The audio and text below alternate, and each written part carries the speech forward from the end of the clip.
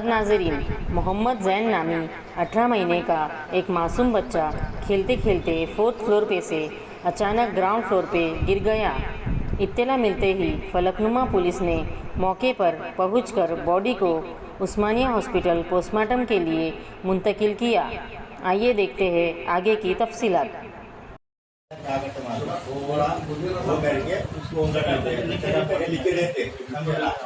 कल फ्यूचर में तुम्हारे कुछ काम में आता हूँ।